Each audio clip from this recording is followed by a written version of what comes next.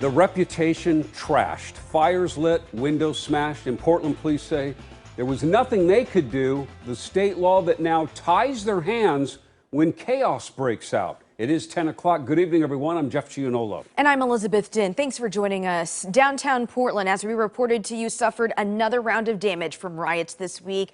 And those who live and work here want to know if this is ever going to stop. But at a meeting with Pearl District neighbors tonight, police say a state law passed just this summer held them back. Jennifer Dowling getting answers for us tonight. Joins us live. This came as a surprise to a lot of people, Jennifer. It does, Jeff. And House Bill 2928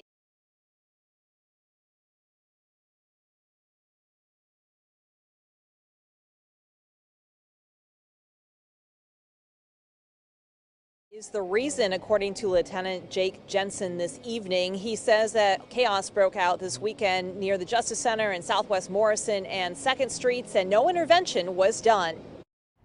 Police Bureau did not intervene in that criminal activity. People were lighting fires, breaking windows, and applying graffiti.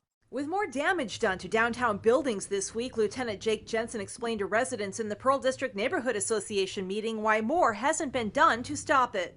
The reason that we did not intervene goes back to what we talked about last month with House Bill 2928 and the restrictions that it puts on us in a crowd control environment. KOIN 6's Jenny Young says she witnessed this new way of operating firsthand as she watched as officers remained in their vehicles as vandals damaged property Tuesday. That's the way that the legislature has said that we need to operate in a crowd control environment, and so that's the way that we're going to operate in a crowd control environment. Lieutenant Jensen cited limitations on the use of pepper spray and other tools they were able to previously use. The fact of the matter is, without being able to use pepper spray, without being able to use our 40 millimeter less lethal devices in that kind of an environment, it really prevents us from having access to the tools that we need in large part to keep ourselves safe. While answering questions, Jensen added that the addition of more officers in these situations wouldn't help.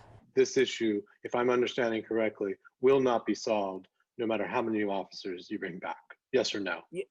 Yeah, so that's correct. Does that mean we are now like a lawless city where like anybody can come in and just bash around and do all the damage that they want without any repercussions whatsoever? Well, certainly not without any repercussions.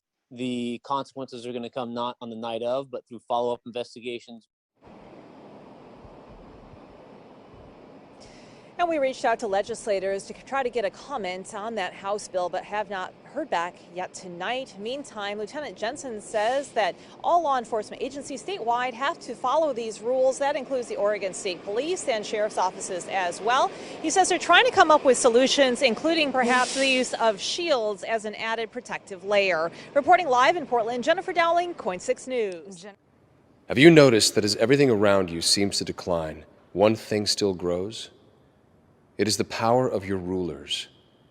None of their plans and directives have solved your problems or made your life better. The only result has been their increased control over you at the cost of your freedom. Do you know why? You gave them the power.